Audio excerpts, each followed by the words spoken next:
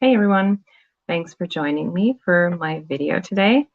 And the topic of my video is, as you can see in the title, my tarot bucket list. I have done this video 3 years ago in July 2019. That's when I originally sat down and wrote a little bucket list for everything that I want to do with tarot or in tarot. And at that point in time, I did already have my tarot tube channel for a year, but only half a year I had actually been putting like real content on it. And so I thought, well, since my channel for me is more like a diary where I just make videos about the things that are of interest to me, that I want to study and talk about and have connections with other people in tarot community or in the spiritual community. And so every once in a while, I go and look at some of my old videos to see if anything has actually changed in my tarot practice, if I have made some kind of progress. And so I came across my bucket list video, and I wrote down all the points that I had on my list back then. And before I did that, I actually sat down and I made a new bucket list. So that's what I want to talk about today. On my original bucket list, I had 10 points. On the new one, I have 8. And they're in no particular order. This is just what came to mind. So number 1 on my list back then, or the first point, was to work with all of my decks that I have.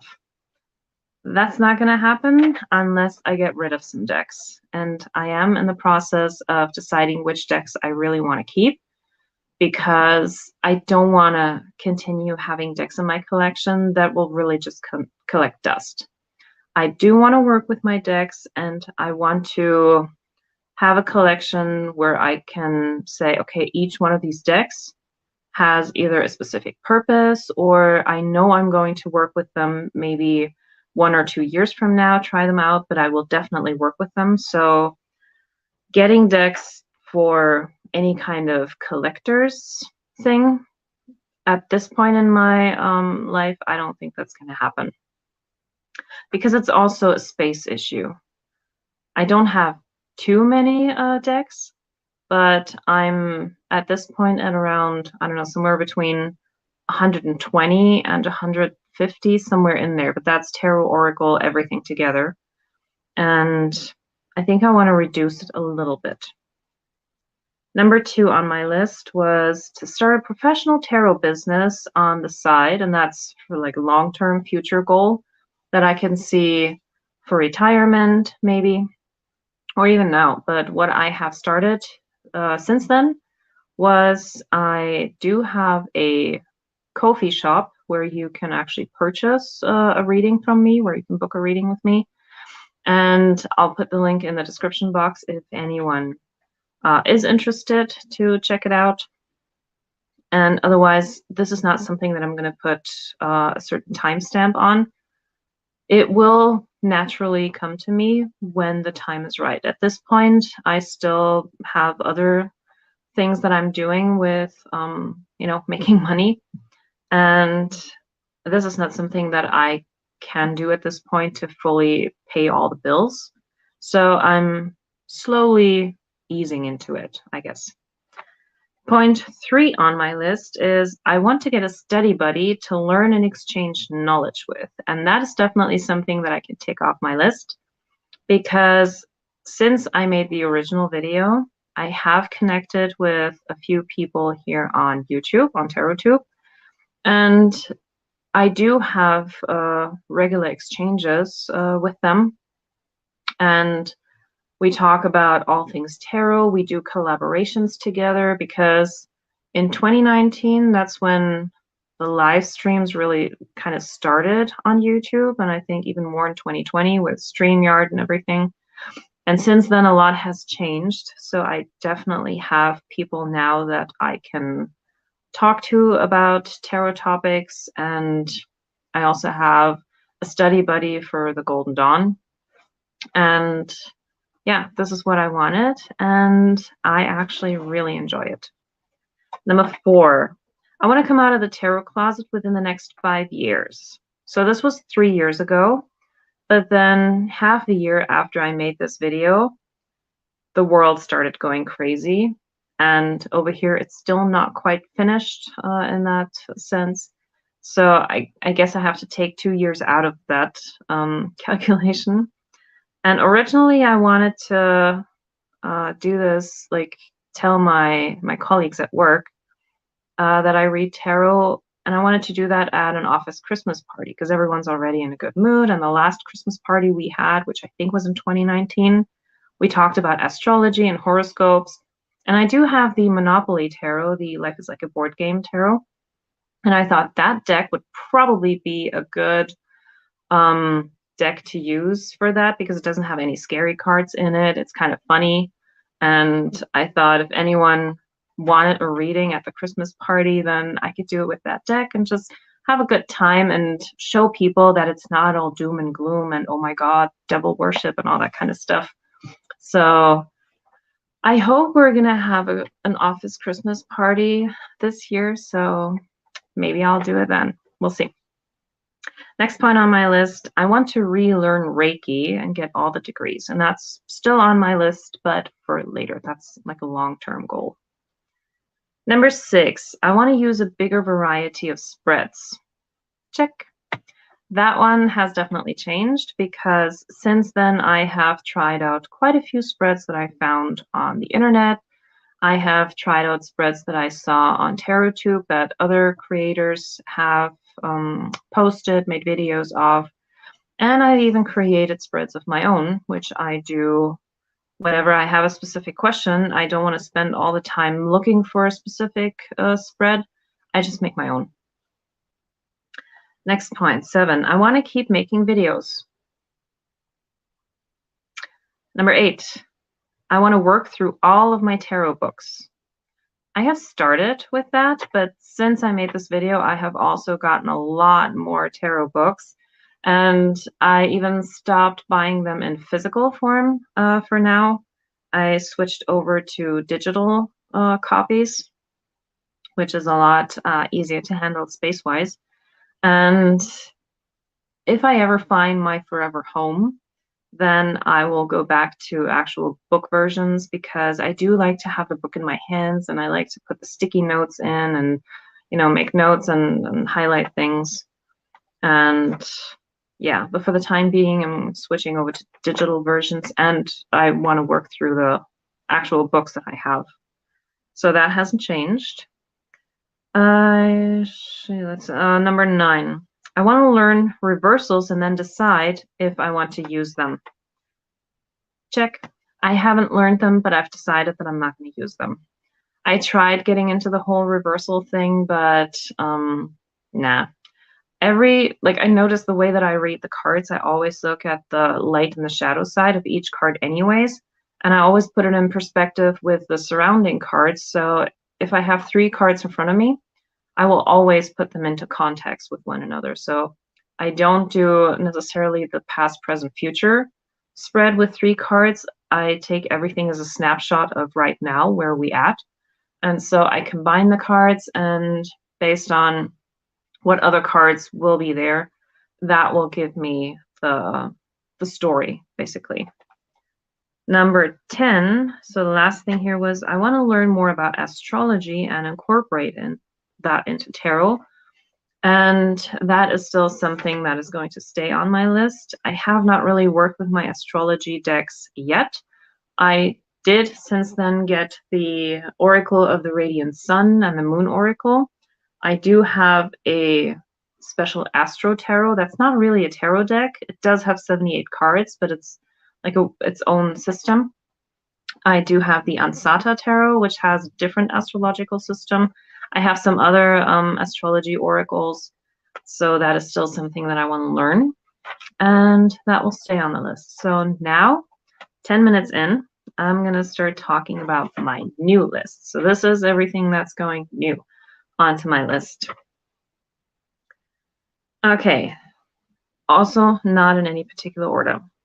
Number 1, I want to study the Golden Dawn to learn about the Tree of Life, Kabbalah, all of that. in order to understand the modern tarot stuff better. And this is something that I'm already doing. I finally started reading the Golden Dawn materials, and I do have 4 specific Golden Dawn tarot decks that I'm looking at, I'm comparing.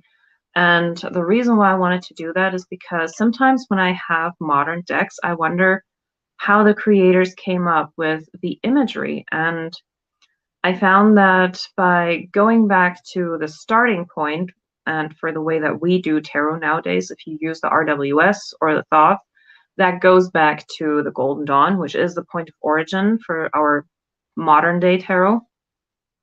And I wanted to understand why they did certain things the way that they did, and why we have certain symbolism in the decks that has been used from one creator to the next one. And for that, I want to, go back to the point of origin, study that to understand it better. Number 2, I want to finish the Lover's Path Tarot series that I started. I think I started that in 2019 as well, going through every single card of this deck because there's so many different stories in here. I've recorded 5 videos so far, or released 5 videos. I have recorded the 7th video as well 2 years ago, but I never did number 6, so I didn't post the number 7 yet. But I really do want to go through these stories because I also want to use the deck. This is a really cool deck. I've done my readings at the opera with this one in the empty opera house when we had the lockdown. Awesome. And so I do read differently with this deck once I know all the stories. And I want to explore all of them, and I want to continue that series so that I can finally really dive into it. Number 3, I do want to do another series, and that will be a deep dive series on the Röhrig Tarot, which is my soul deck.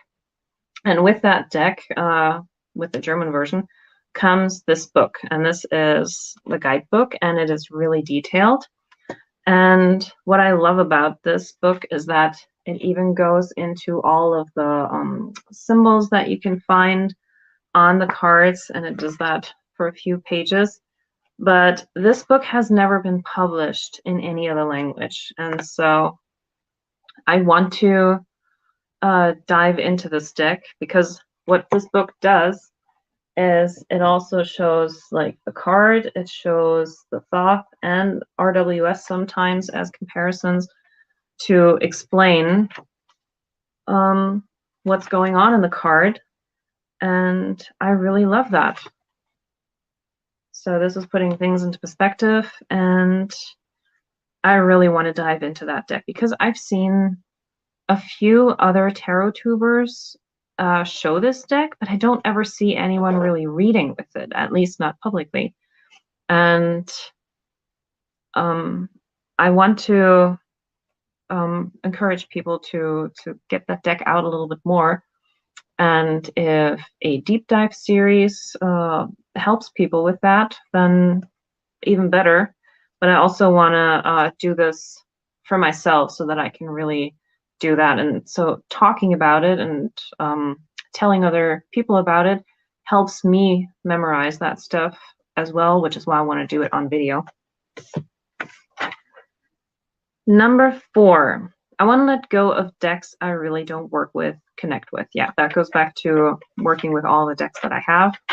I have already rehomed a few decks, and I have picked out some other decks that are going to leave my collection, and I'm probably towards the end of the year go through all of my decks again.